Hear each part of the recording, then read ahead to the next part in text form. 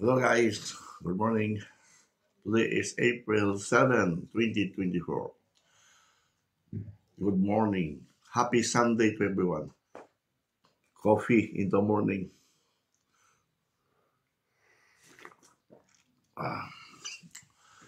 Maya sama na ako. Bili tayo ng tubig. Binibili ng tubig dito eh.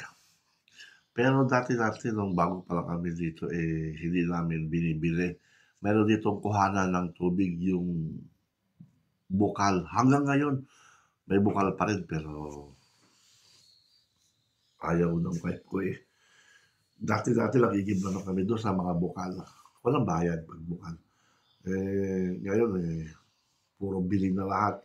Palit tubig. Pero meron pa rin mga bukal. Marami pagkukunan. Galing sa bundok yung mga tubig dito. Galing sa matatas na bundok. Tapos dumadaloy. Hindi na ubos kasi yung mga yelo na natutunaw, naiipon sa bundok yung tubig. Tapos saka bumababa sa mga bukal-bukal dito. Nilagyan nila ng mga tubo. Dire-diretso yun, continuous. Walang saraduhan yun. Dire-diretso continuous. Tapos pupunta naman sa iba.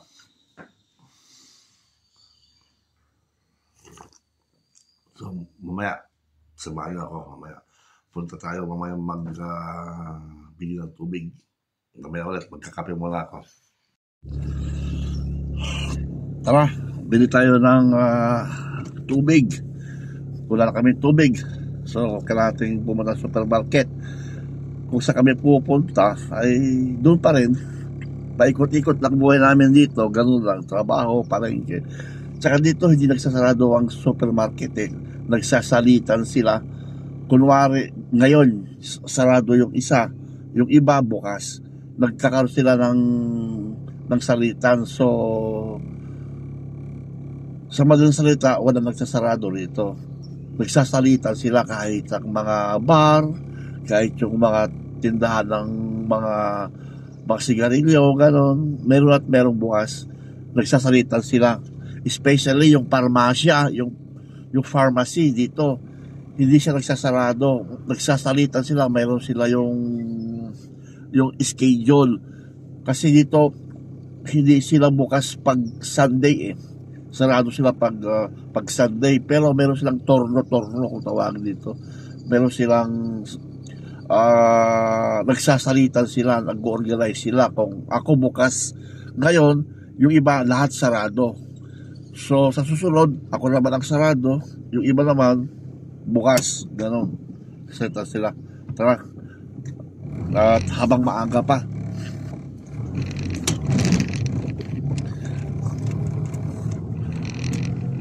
Ang ganda ng umaga ngayon eh. Linggo. Today is Sunday. Maganda yung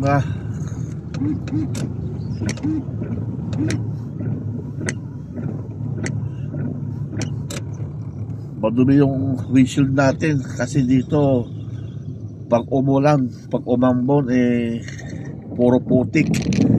Kung tawagin nila dito ay African. Galing sa Africa daw yata itong mga yung mga pag umuulan nadadala ng mga hangin, kaya pag umulan dito putik.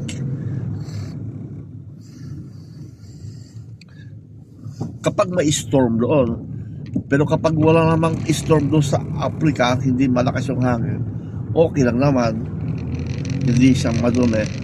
Pero kapag mayroong malakas ang hangin, pag umulan, yun, madumi, puro putik.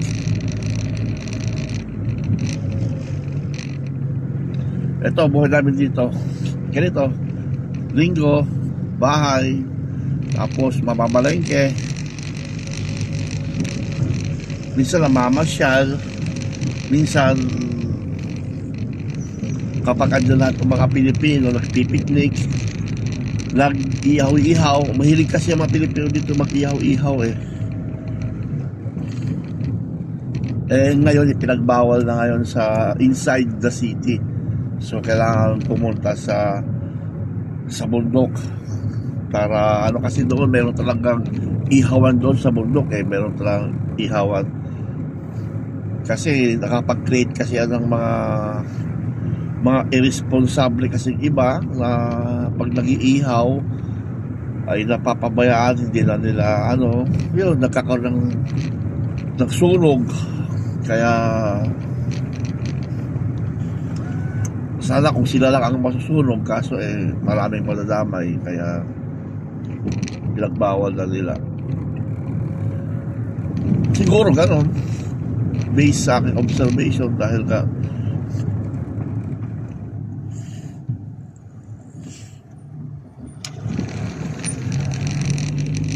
na nakikita ko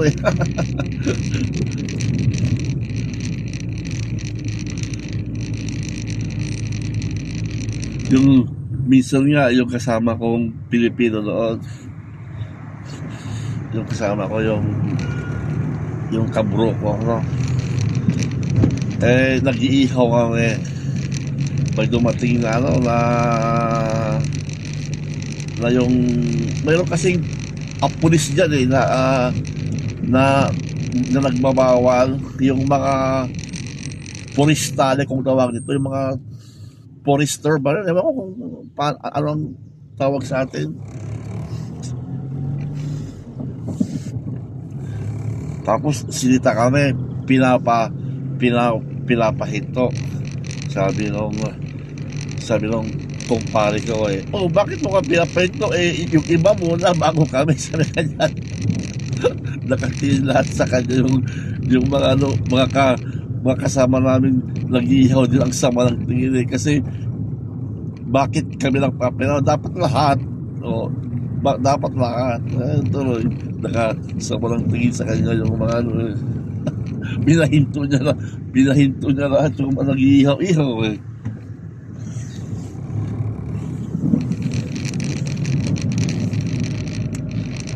Ito, supermarket din yan, pero ewan ko, pero sarado siya.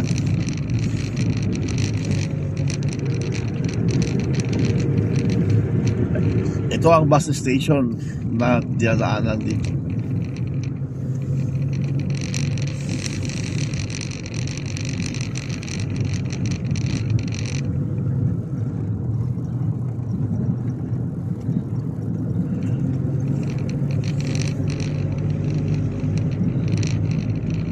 Nung dumating ako noon dito, hindi ganito to itong kosensa na to, hindi ganon tawag mo dito, hindi ganon kalago. Tapos ngayon habang tumatagal ako dito, talagang ang laki ng ipinagbago. Lahat nagsitayuan ng mga high rising buildings, nagsitayuan na dito. Dumami na rin yung mga tao dito. Kukunti lang ang tao nun dito, kukunti lang kami noon dito. Wala kang problema dati sa parkingan dito kahit anong oras ay may parkingan Ngayon, sa dami ng mga tao na ngayon, ang hirap kumuha ng parkingan. Pero meron naman kaming residential parking card by sector. So, binabayaran yun taon-taon. Pero, mahirap pa rin kumuha dahil talagang dumami mga tao dito. Talagang from 26 years na andito ako, ang laki ng populasyon na dito. Dumami ang population, hindi lang population, kundi pati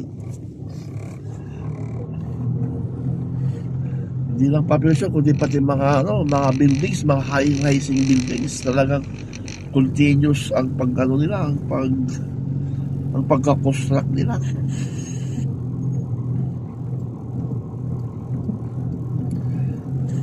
Ikot-ikot tayo. Wala tayong magawa. Ikot-ikot tayo papasok na kukuha tayo ng karelo. Dito na nga tayo. Mga dito tayo.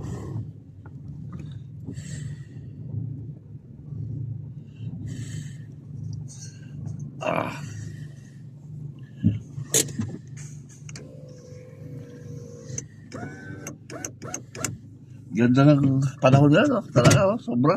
Ayos.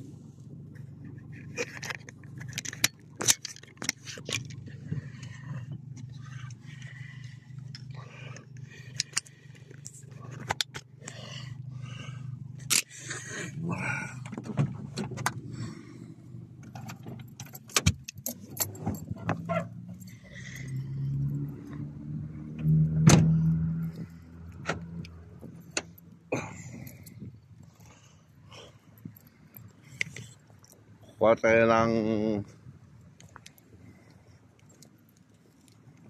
Carelo. Tawag mo dito, Carelo.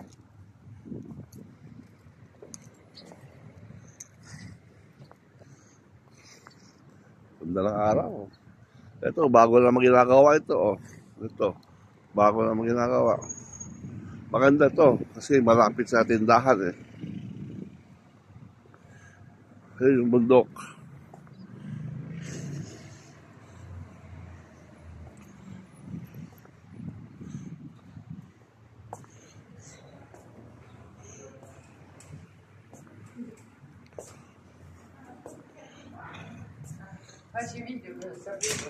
Actually, nasa bundok naman talaga kami. Cosenza is located sa bundok, mataas na bundok. No, so, ewan ko, correct me if I'm wrong. Parang, ano yata ito eh, parang,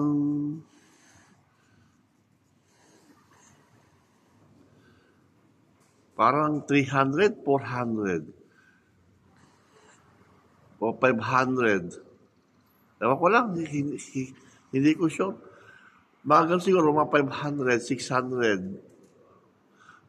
Below no, above sea water itong Cosenza na to. Ito kung saan ang location namin. So, hindi siya gaanong nagyayelo kasi low ground siya. Nasa kanal kasi napapaligiran kami ng bundok tapos nasa gitna kami. Parang nasa plain, tawag mo dito, nasa plain siya, nasa platform. Tapos yung paligid namin puro bundok. Parang kanal. Andito dumadaan yung mga hangin, ganon. Parang kung tawakin dito daanan ng hangin, Tropico del Vento kung tawagin dito, daanan siya ng mga hangin dito. Kasi bundok sa left, bundok sa right. Tapos nasa gitna kami, flat. Flat siya. Kaya pag nagyayelo dito, dyan sa bundok, ay kapag winter dito, dyan sa bundok, tsaka doon sa kabilang bundok, talagang nagyayelo yan. Dito, dahil mas low ground siya, mas mababa siya, so mahirapan. Talagang kailangan ng malakas talaga bago siya magyayelo dito sa amin. Kaya sa bagay, ayaw ko rin ng may yelo kasi sumasakit yung mga kasukasuan mo dito kapag sobrang lamig. Mas okay pag mainit. Pero pag malamig, mas mahirap. Para sa akin, kasi mahirap kalaban ang lamig dito. Parang hindi magsisirculate ang dugo mo. Mahirap kalaban dito ang lamig. Para sa akin, mas okay ang mainit. Kasi parang hindi mo maigalaw ang mga katawan mo. Kaya dito, wala kang makitang tao dito kapag winter. Talagang malamig. Alam naman nila talagang pag winter talagang iba, mahirap kumilos. Mahirap kumilos. Lalo pag kapag talagang nagyayelo, tapos kailangan mo pumunta ng bahay para mag-heater. Yun. Sa atin sa Pilipinas, gumagastos ka ng malaking kuryente dahil sa aircon. Dito naman gagastos ka ng malaki dahil sa heater, sa pagpapainit ng bahay. Baliktad dito. Baliktad dito. Ang summer lang dito is July ang pinakamainit dito. July ang pinakamainit. Tapos June, mainit pa rin pero hindi na ganun sobrang kainit. So, mag-umpisa na yan ng, ah, ng September, October, yan. Pero August, tsaka sa June, paggabi dito, kahit summer, presko, paggabi. Kapag tanghali, pag nasa arawan ka, ay mainit. Pero kahit summer dito, kapag nasa loob ka ng, kunwari ito, nasa silong ako ng supermarket, nasa silong ako ng supermarket, presko, tignan mo, oh. Pero kapag nasa arawan ka, kapag ganito na, pwede ka lang naka-t-shirt. Pero kapag andito ka sa shade, eh, malamig. Masakit sa katawan. Pag malamig. So, April pa lang ngayon. May, tapos, July, ayan na. July ang mainit dito. Sobrang init dito, July. Pero kapag nasa shade, nasa silong ka, sa silong ka ng puno o nasa loob ka ng bahay, ay presko pa rin. Presko. Kukuha tayo ng karelo. Kasi bibili tayo ng tubig. Okay. Sadali mo lang. Patay ko muna. Di ko makadukot ng pera. Sabi ko, tubig lang bilhin ko. Naparami din. Bibili tayo.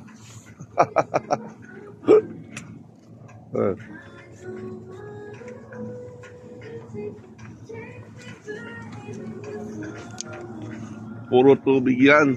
Puro tubig. Bumili na ako ng pitong case na tubig. Sa isang supot, 6 na piraso na 2 liters. Bumili na ako ng 7 para matagal na. Mahirap kasing bumili kasi mahirap kumuha ng parking space. Yung parking space kasi namin, nagsasalita kami ng bayaw ko eh. Hindi ko pwedeng sarilinin yung space ng parking ko sa loob ng bahay. Kaya nagsasalita kami ng ako ng bayaw ko. Para at least kahit papano, in case of emergency, na mahirap kumuha ng parking space, eh merong maipapasok namin yung isang sasakyan kasi mahirap pag parehas kaming nasa labas. Kahirap kumuha ng parking space dito eh. Kahirap kumuha ng parking space. Kaya sinabi ko kanina, marami ng mga tao. Ngayon, puro masakyan lahat. So, mahirap kumuha ng parkingan. Lalo na pag Sabado. So, kahit Biyernes pa lang ng gabi at saka Sabado, mas grabe pag Sabado kasi doon sa amin sa lugar namin andun yung maraming doon, mga bar, mga restaurant doon sa bahay namin, kaya mahirap talagang maghanap ng parkingan. By sector nga, pwede kami mag-park hanggang sa taas, hanggang sa ibaba. Pero nga lang, hindi mo nakikita yung sakyan, mahirap. Kaya nagsasalita na lang kami, nagsabay ako. Pero pag nakakita kami ng parking space sa labas, pinapark na namin agad. Hindi na namin pinapasok sa building para magamit kapag pag lumabas ang isa, hindi makakabalik siya agad. Kasi minsan ako maghanap ko ng parking space kapag lumalabas ako minsan bago ako makahanap ng parking, it takes me 1 hour. It takes me 1 hour or 1.5 hours. Minsan nga kasi kailangan pa lang 2 oras kasi kailangan mo din may park ng maayos. Kasi kapag nag-park ka naman sa hindi maayos, multa kasi dito masisipag ang mga mga municipal police kasi iba yung police na national, iba yung police na municipal. May municipal police dito talagang masipag silang mag magtingin ng mga mga violators. Kaya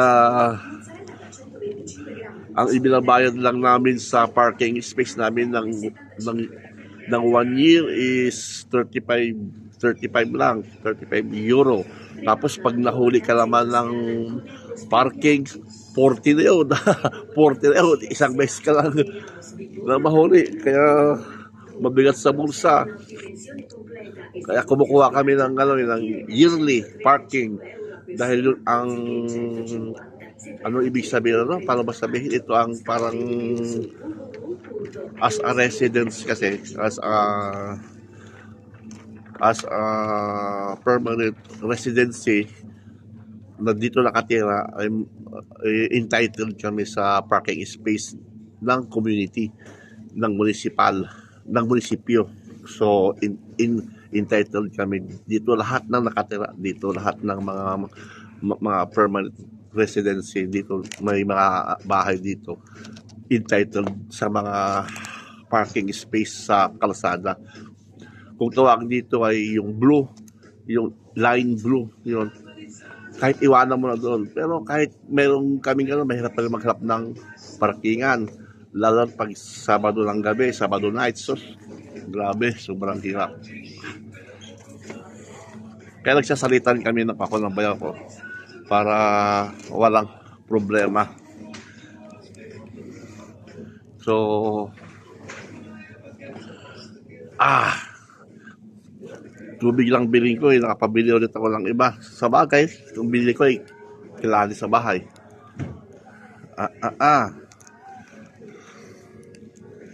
Ito ang Europe Spin.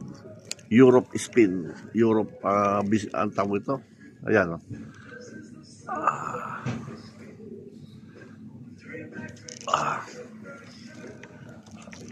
mayroon silang tindahan ng mga puro lahat dito ganyan nakabalot-balot na lahat Mayroon diyang mga isda, mayroon diyang mga pero nakabalot na lahat. Frozen. Mga karamihan pagkain dito, mga frozen ito. Yan. Mga rep na yan, puro mga frozen lahat mga yan. Mga frozen, mga pizza, ganun, lahat. Mga easy to cook. Nakahanda na. Puro prepared cook. Kasi wala tayong magluto Kasi maghanap muna ako ng pizza kung mayroong pizza. Kasi yun ang gusto ng anak ko May lang ulit. Okay. Tapos na. Pamalengke. Napadami din. Parang.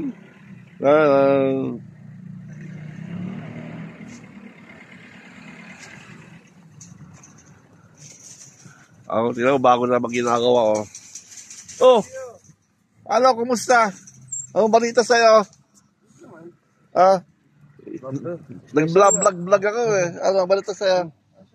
Ang ganda ng bike mo, Yung, talagang mataong mag-auto eskola.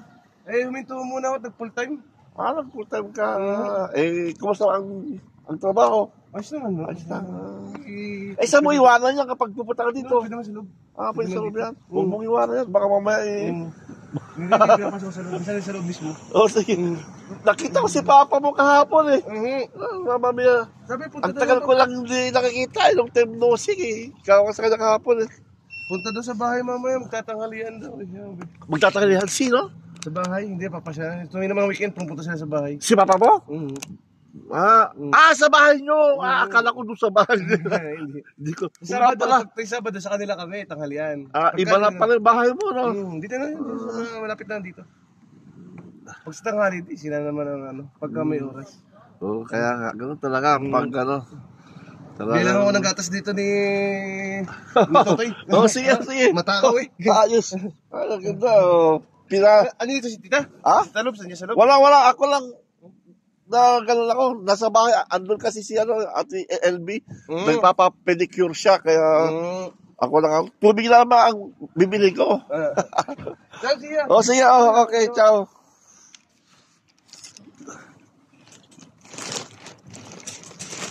Ayun, bago naman ginagawa, Ayan, bago ginagawa. Kakarga natin doon sa aking maliit. Kakarga natin doon.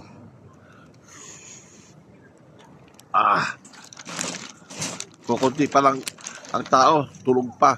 Kasi maaga pa eh. Today is Sunday, pero 10:30 pa lang.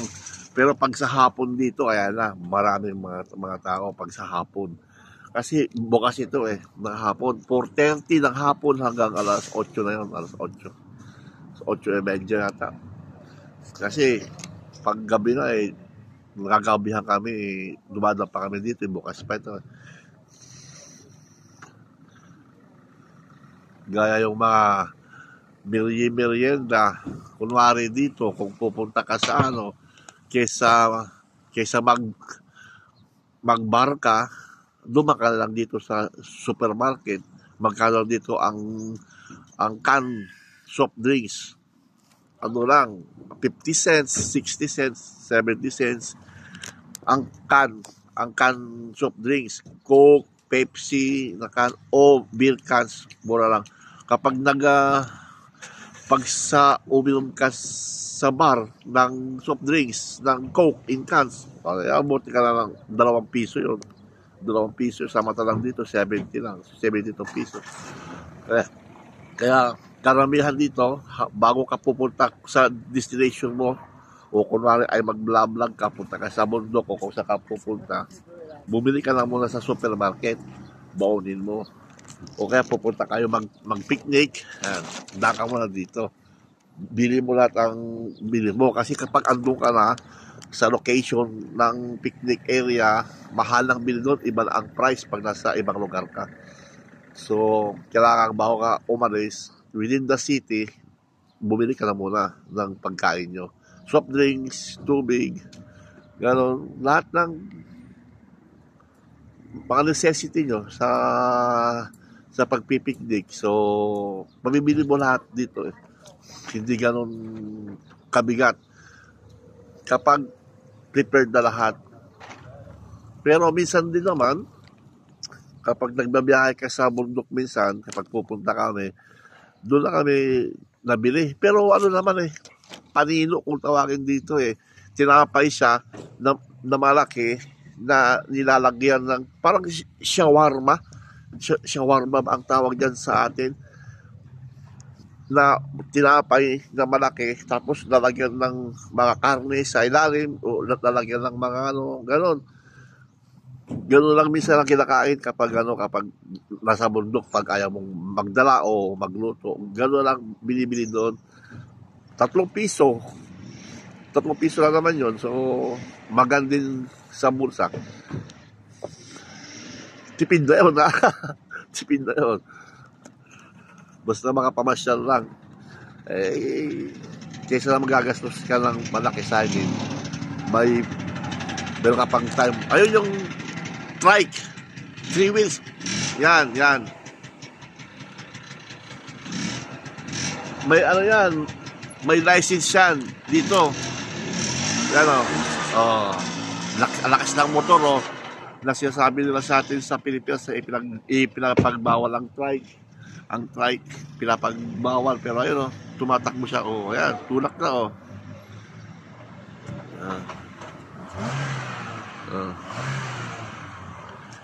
Yang ganyang kotse dito, hindi mo pwedeng itap sa battery mo. Kasi kung kagayong nangyari sa akin noon, maliit yung sasakyan ko, hindi pa yan yung una kong kotse na-discharge ang battery. Pinatap ko. Nakakaawa eh. Pinatap ko yung sakyan para mag-start. After 1 week, wala na. Nasira na ang baterya ko. Kaya, kung malit ang sasakyan nyo, huwag nyong ipapatap sa mas malaking ampere na mga kotse. Masisira ang baterya nyo. O wag mo talagang ipapatap. Kasi pag pinatap mo yan, mag-start nga ang kotse nila, nakatulong ka, pero after 1 week, talagang madi-discharge ang battery mo, masisira. Sisirain niya ang baterya. Nangyari na sa akin, kaya mas maganda lang kapag tumulong ka na lang sa pagtulak at i-start. Pag manual, pero pag automatic, hindi pwedeng itulak. Ang kotse na automatic, hindi pwedeng itulak. So, ang manual pwede. Kaya, hindi rin maganda kapag ang kotse mo automatic Kasi, hindi, in case of discharge of battery, wala na. Doon ka na, ma-stuck ka na doon. Not unless, na bibili ka yung, tawag ito, yung ambiatory ang tawag ito, starter. Mayroon na bibili starter ambiatory kung tawag. Oh, ciao! Ambiatory kung tawag dito, yung starter, yun. Mahalaga yun. Kapag automatic clutch kapag automatic ang kotse mo, talagang kailangan mo ng ambiatory, yung starter. Kasi pag hindi siya nag-start, mapapaandar mo siya. Makakaalis ka. Kasi hindi pwede itulak yun Kaya mas maganda pala ang manual na sasakyan. Kasi kahit nasa malayo ka, pag nagka-problema ang battery mo, itulak lang yan, mag-start na yan. Saksak mo sa primera, ay sa first. Tapos, susi, tapak ng clutch, sa babitaw, gas, ayun, mag-start na yun. Tatakbo na yun. So, maya at magkakarga muna ako at mahaba-haba na to. Mamaya ulit. Ayos. Nakapagkarga na tayo.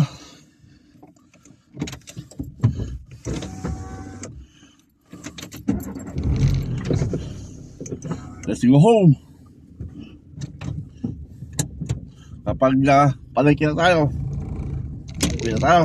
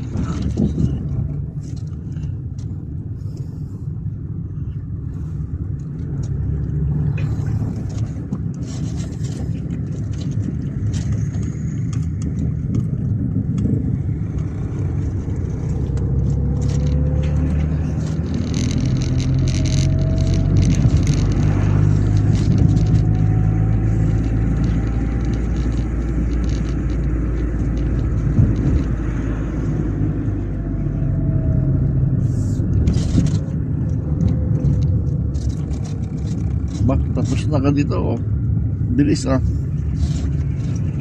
tapos na agad yung building din ginagawa, bilis.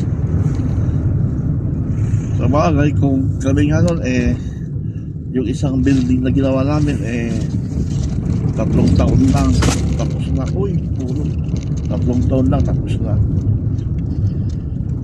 5 floor.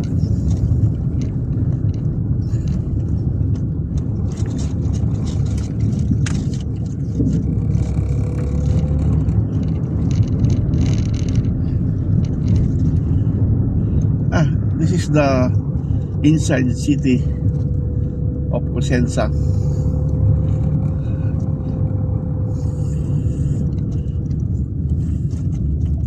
Tagal na ako dito Dito na rin isinilang yung aking mga anak. 2 anak ko ang born dito. Taga dito sila yung mga anak ko. Pero yung panganay ko nasa ibang lugar na siya kasi nagtatrabaho na siya pero dito pa rin siya nakaresident sa bahay namin. Nasa ibang lugar na siya kasi may edad na siya, binata na kaya nagtatrabaho na rin siya para sa sarili niya. Kaya kailangan let go. Dati ganyan ako sa mga anak ko. Ngayon dahil malaki na sila, kailangan buksan ko ng kamay, let go. Gagawa din sila ng sarili ng pamilya eh. Sooner magkakaroon din sila ng mga asawa, lalo na yung lalaki ko. Siyempre magkakapamilya din siya, magkakaroon ng pamilya, mga asawa, magkakanak din siya. So kailangan din nilang talagang kailangan mo tayo i-let go. Yun lang, mas maganda pag mas maagang mag-asawa sila, kasi kahit paano makakatulong kami ng misis ko sa pag-aalaga ng mga apo, kasi mahirap talagang magkaroon ng anak.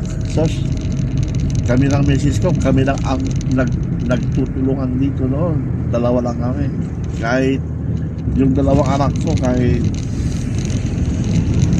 kailan hindi ako nagpalaga sa parents ko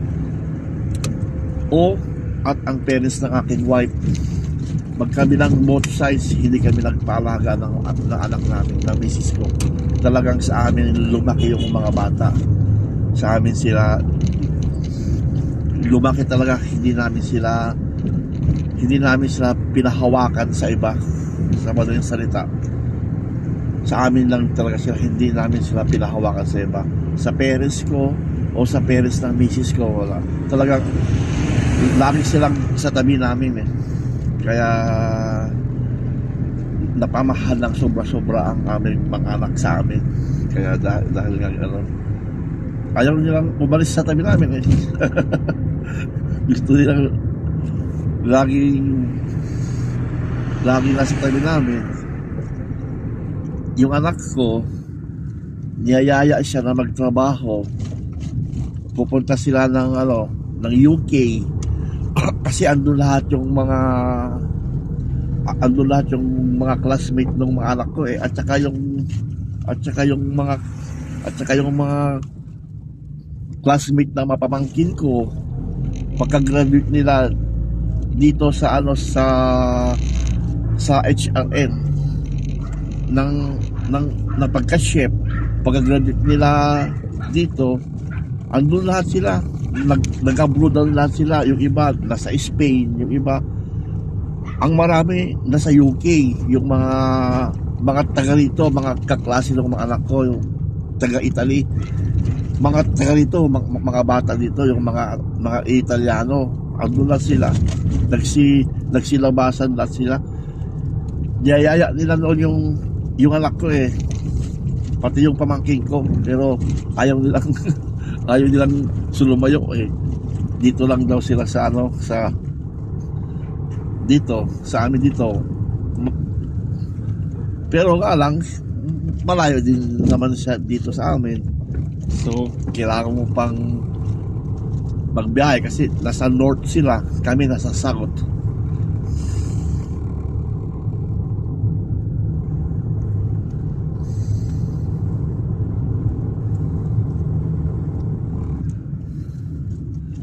Buti na lang at umalis na ako maaga.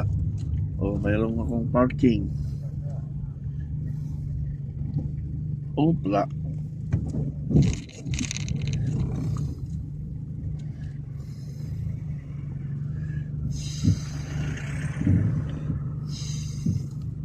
Kumaya na, pasok ko muna yung sasakyan.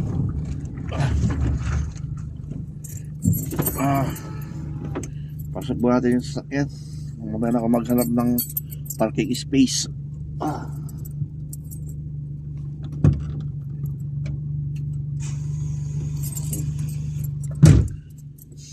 Okay, dito tayo sa bahay.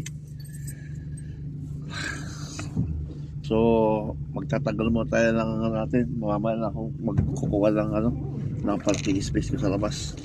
Kasi baka mapapark dito yung bayaw ko mamaya eh. Lumabas din sila eh. Nasa isang kotse sila eh. Lumabas din sila.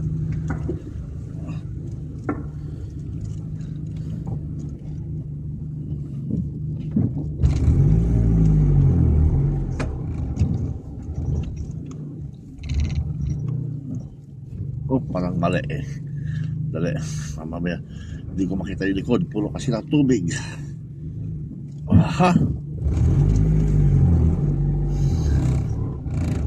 Ha? Wala. Nagiging mahina na akong magbanto.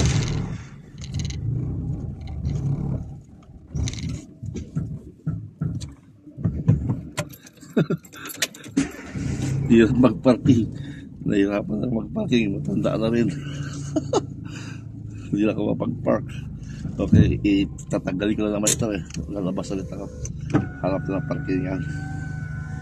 Tanggalin na natin yung mga pinalink natin. Okay, may ulit.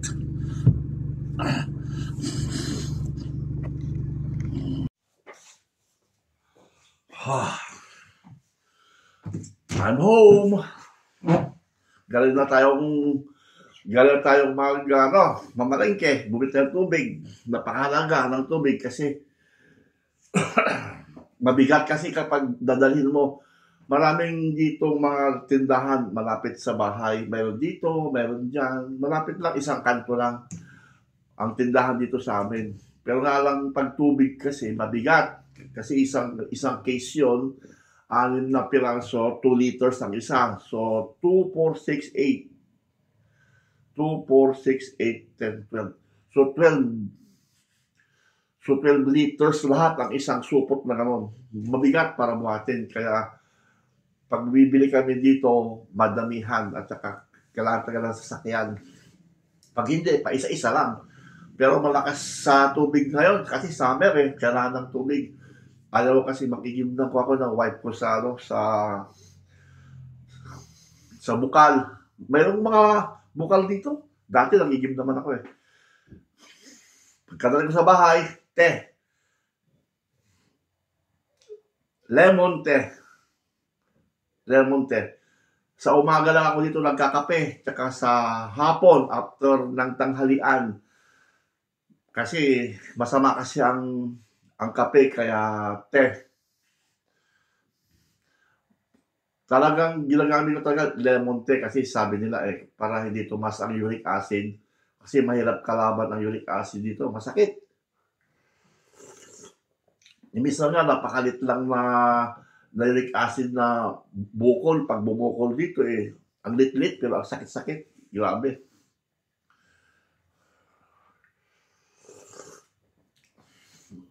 Okay everyone.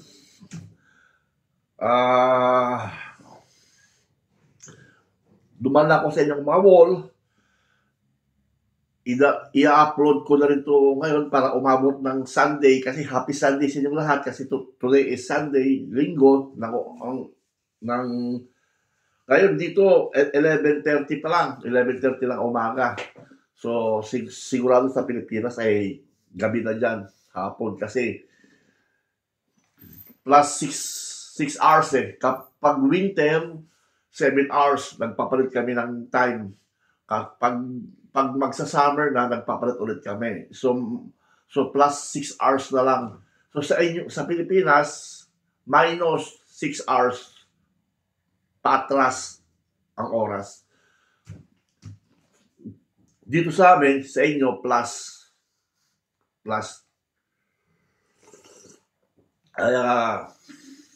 Keep safe everyone and salamat sa kwentuhan. Ewan ko ba itong vlog na ito kung bakit nagkakaganito. Para ako nakipagkwentuhan sa sa hangin. Ganito pala ito. Kaya pala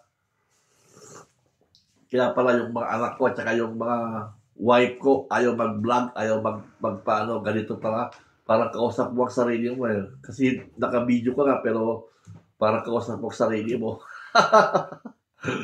Baka sabihin nila you have your mental problem. Ganito pala ang feeling. No?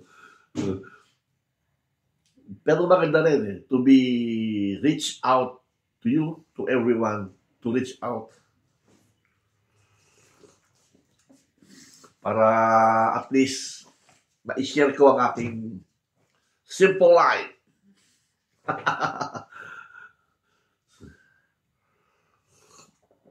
Kaya natin yan. Laban lang. Have a good day everyone and so many others. And have a good night. Bye.